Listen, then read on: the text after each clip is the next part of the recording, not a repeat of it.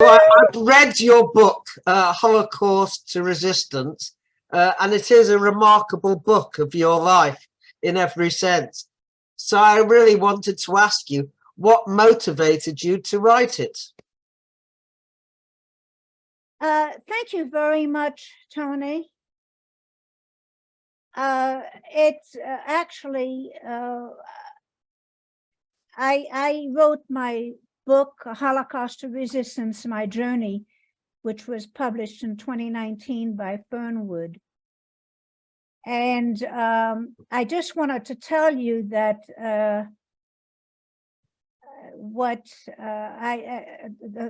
my husband and my friends insisted that I write my book, because they felt that a lot of people or people who have written their stories about their survival had not necessarily come to the same conclusions that I have come to. And it took me actually 10 years to write the book, because I wrote it twice. The first time I wrote it, I wrote what happened, and I sent it to my publisher. It was a different publisher than Fernwood, and they rejected it. It's a piece of junk, they said. What's wrong with you? The reason is because I had not written myself into the book. Right. And that's what took 10 years, because it took a long time for me to write myself into the book, how I felt, what I myself had experienced. So that's what happened when how I wrote the book. I can't imagine the book not having you at the center of it. It seems that the whole book revolves around you. Yes, I mean, it is you in a sense. So I find that difficult, but it is a very personal book. I agree. And I'm sure that it wasn't easy for you to say many of the things that you did say, because in a sense it was a form of confession, but a form of confession to the world, not just to yourself or to your, if you're religious, to a priest, for example, in a conclave. So yes, it must be, but I think that's why it is so good, because you do open yourself up.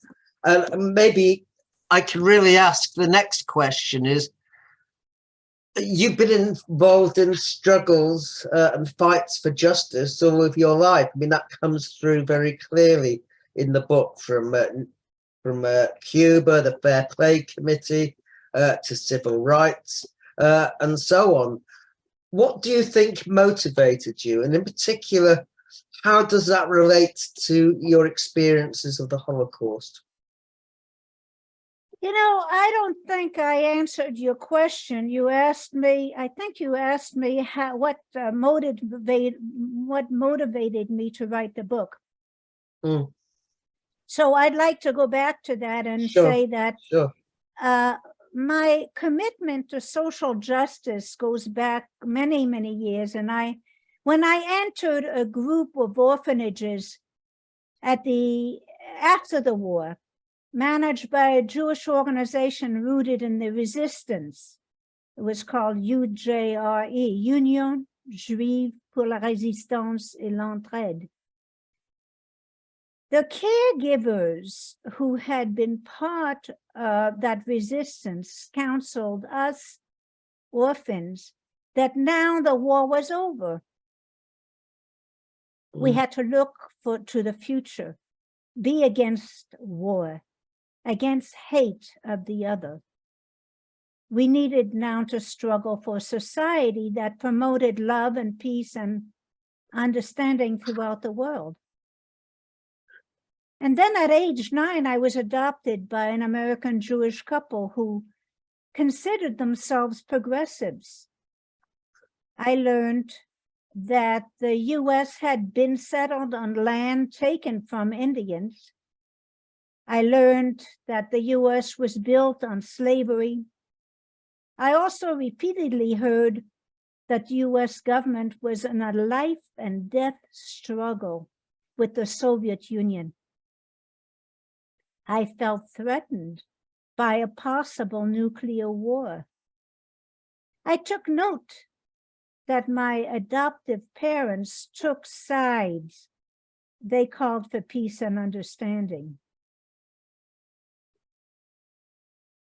So now you asked how the Holocaust impacted me politically and what conclusions I've learned or drawn.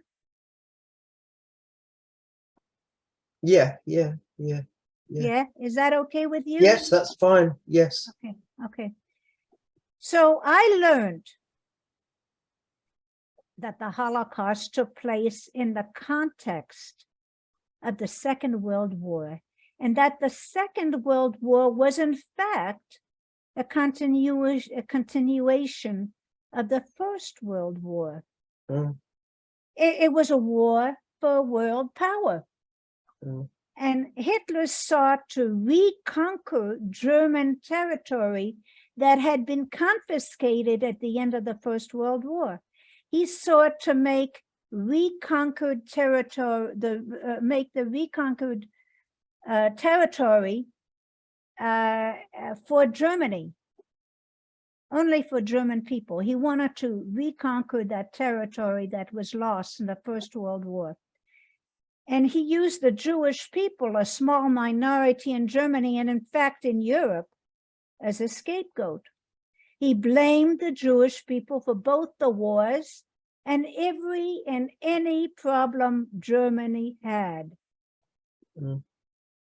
So Nazism was based on racism, white supremacy, supremacy of the male over the female, colonialism, patriotism, and inhumanity. That's part of my conclusion. I also came to the conclusion that the answer to Nazism is to struggle for united humanity, for its needs, and for harmony with nature. But of course, Zionism draws a different conclusion, doesn't it? Israel today. Well, I didn't consider myself a survivor of the Holocaust until I was in my 40s. Yeah. And I didn't think about the beginnings of my life until I met my partner, John. He took an avid interest in my past and even visited the building of my first orphanage in Andrézy while he was on a business trip in France. I never wanted to go back to the past, but John convinced me, and it was the beginning of a quest to find out how I had survived.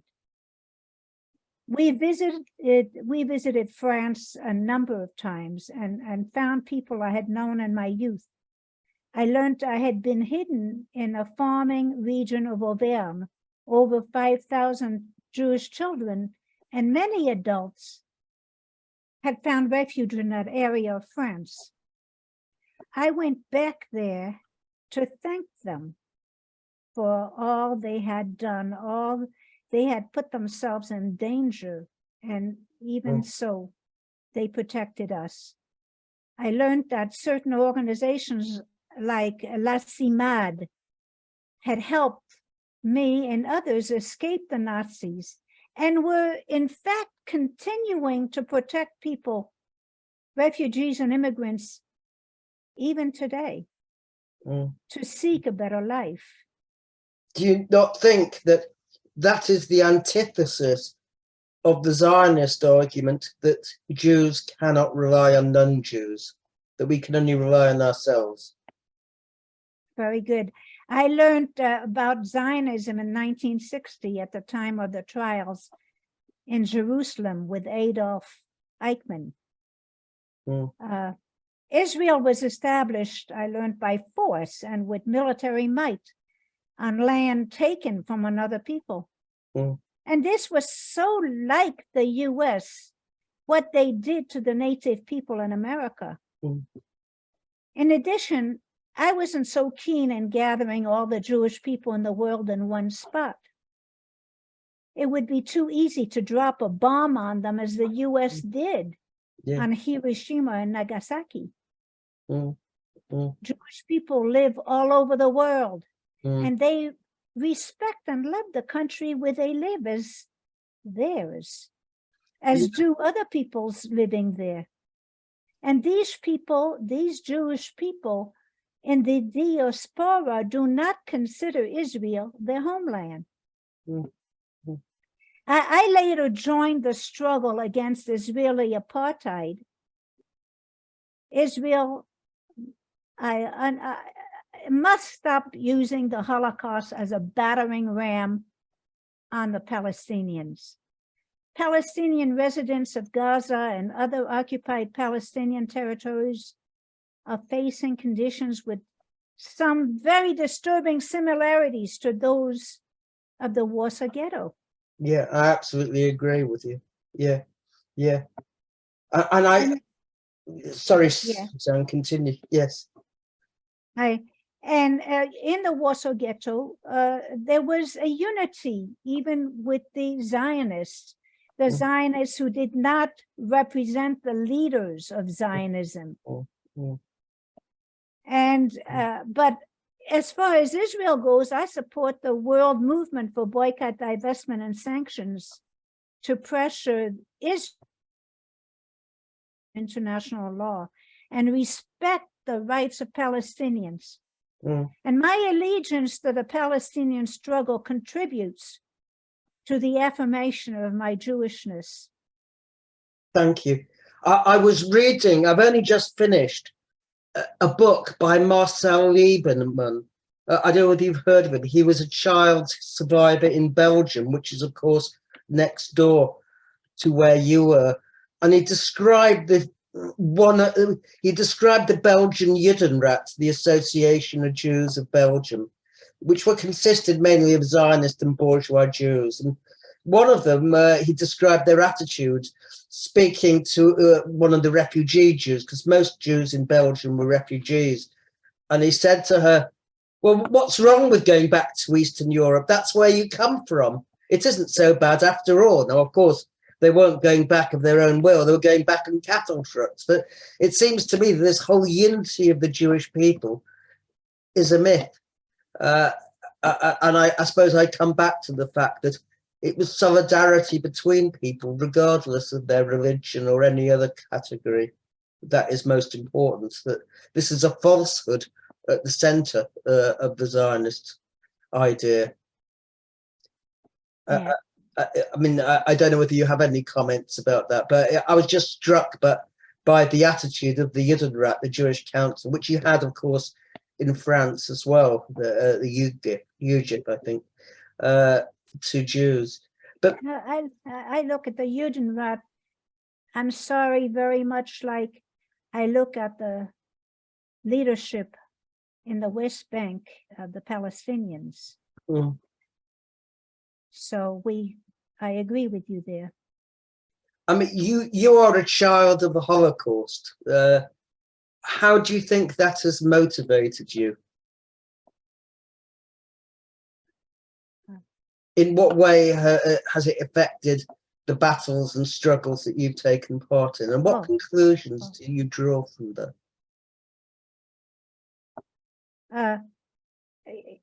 You're asking me how my life has been? Oh, well, my book, Holocaust to Resistance, My Journey, details my life, the discovery. First, personal discovery through documents and photos, and through meeting my birth mother's sister and her family by happenstance.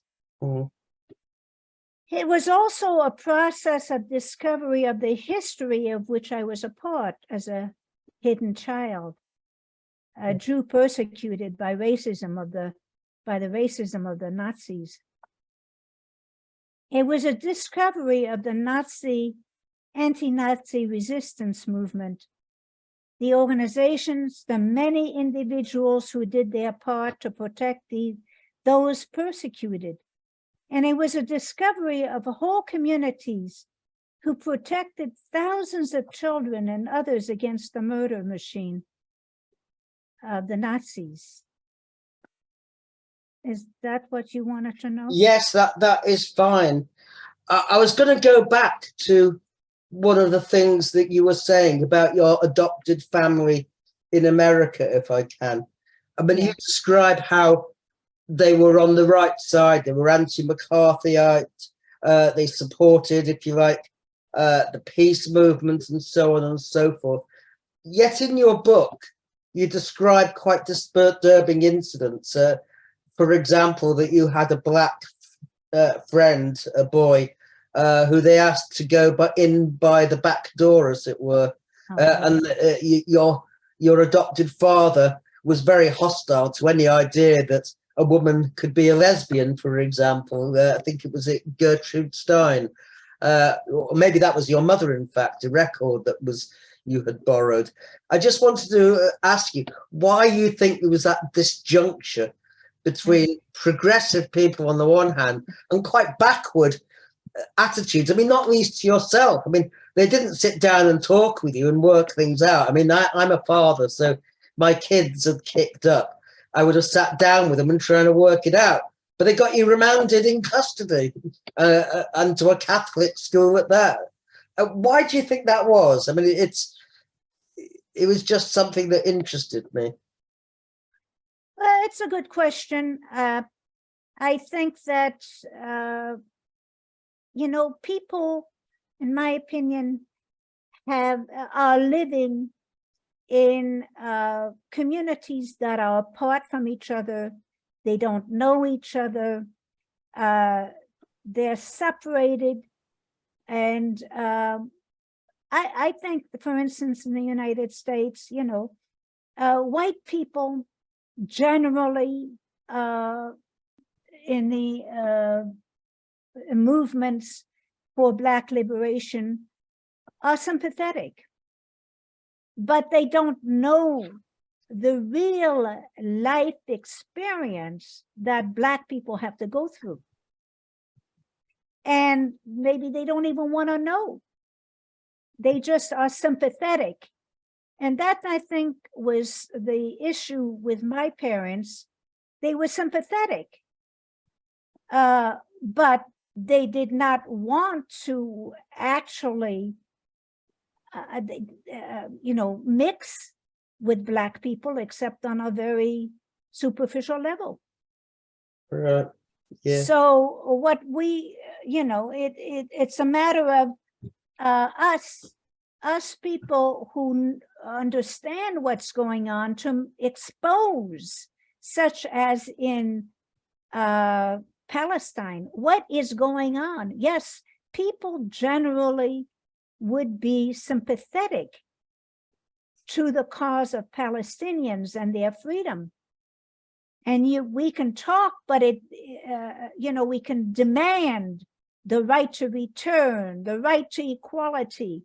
But these are not issues that they understand fundamentally or profoundly, because it has to be exposed.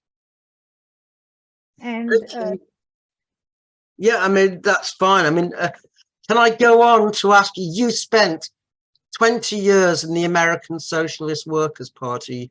You left and your partner was expelled. Why do you think it's degenerated in the way it has? And looking back, what are your reflections and views on small revolutionary left groups? Where have they gone wrong?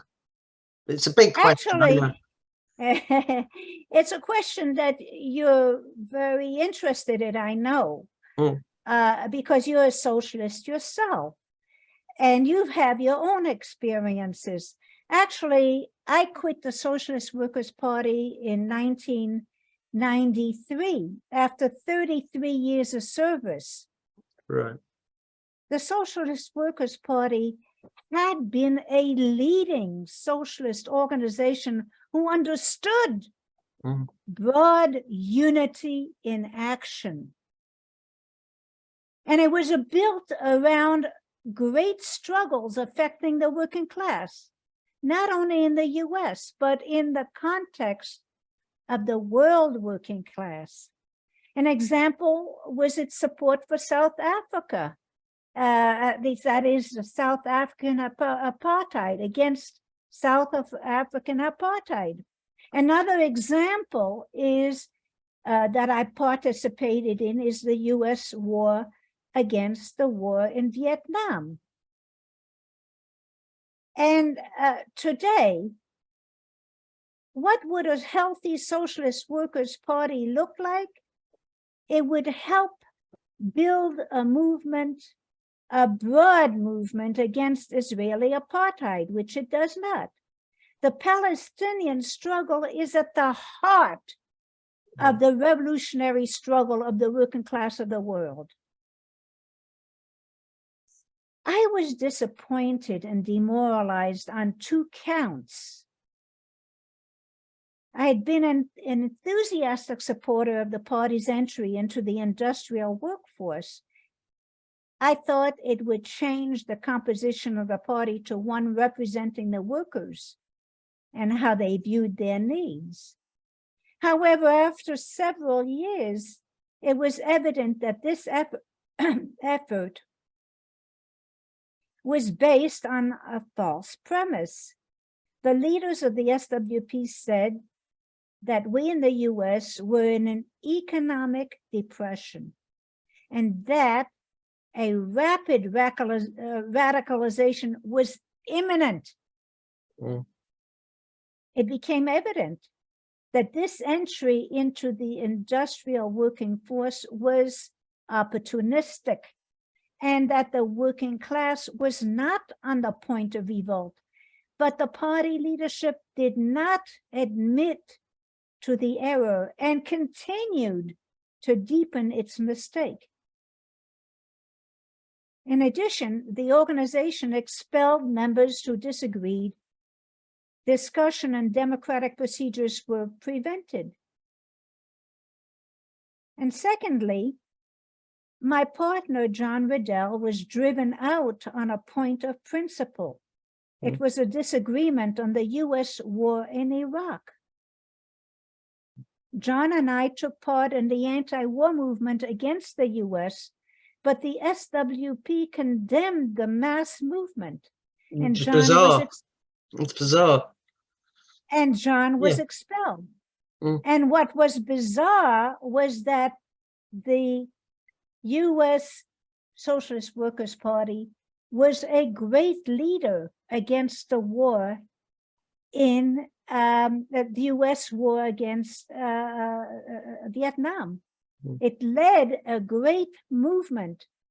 It helped organize a broad movement against the war in Vietnam, but now it was no longer doing that. In the early 1980s, the foremost leaders, that is our elders who had established the SWP, had passed away.